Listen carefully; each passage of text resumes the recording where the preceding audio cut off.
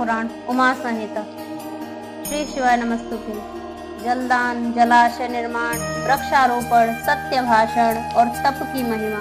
सनत कुमार जी कहते हैं, व्यास जी, जलदान सबसे श्रेष्ठ है, वह सब दानों में सदा उत्तम है, क्योंकि जल सभी जीव समुदाय को तृप्त करने वाला जीवन कहा गया है। इसलिए बड़े स्नेह के साथ अनिवार्य रूप से प्रपादान कौन साल चलाकर दूसरों को पानी पिलाने का प्रबंध करना चाहिए। जलाशय का निर्माण इस लोक और परलोक में भी महान आनंद की प्राप्ति कराने वाला होता है। यह सत्य है, इसमें संशय नहीं है। इसलिए मनुष्य को चाहिए कि वह कुआं, बावड़ी और तालाब बनवाए। कुएं में जब पानी निकल जाता है तब वह पापी पुरुष के पाप कर्म का आधा भाग हर लेता है।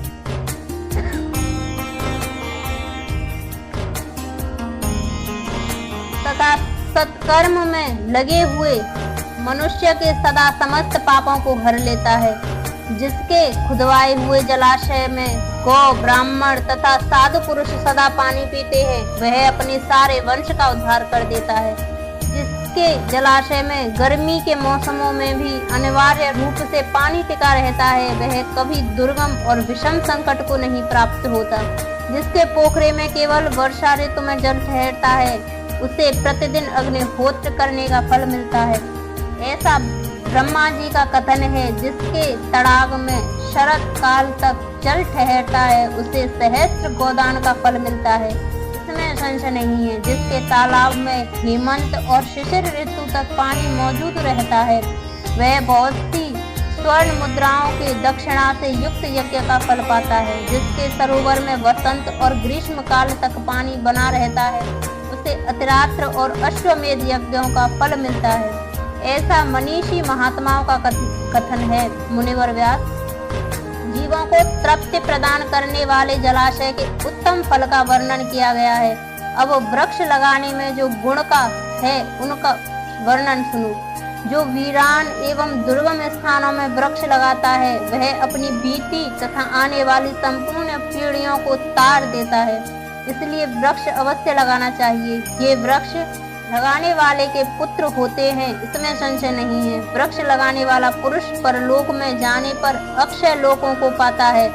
पोखरा खुदाने वाले, वृक्ष लगाने वाला और यज्ञ कराने वाला जो द्विज है वह तथा दूसरे सत्यवादी पुरुष, ये स्वर्ग से कभी नीचे नहीं गिरते।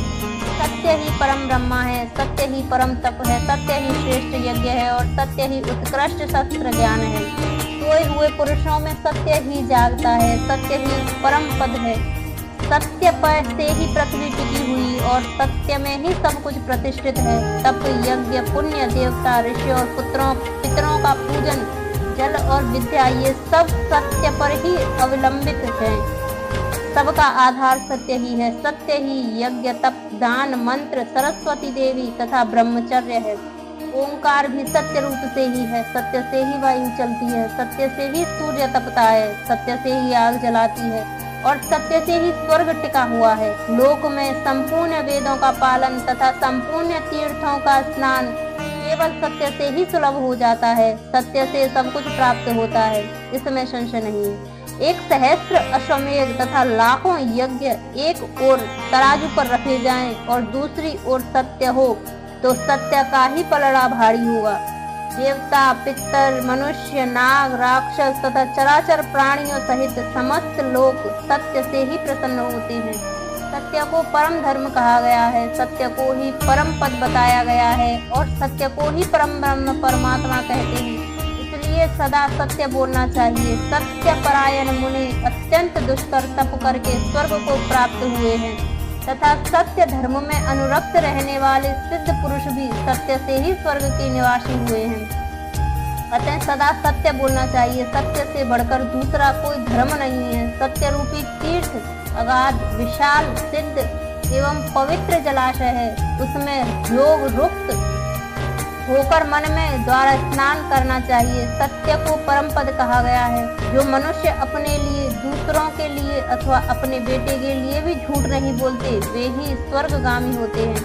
वेद, यज्ञ तथा मंत्र ये ब्राह्मणों में सदा निवास करते हैं, परंतु असत्यवादी ब्राह्मणों में इनकी प्रीत नहीं होती, अतः सदा सत्य बोलना चाहिए। तदंतर तप की बड़ी भारी महिमा बताते हुए सनत कुमार जी ने कहा, मुनि, संसार में ऐसा कोई सुख नहीं है जो तपस्या के बिना सुलभ हो।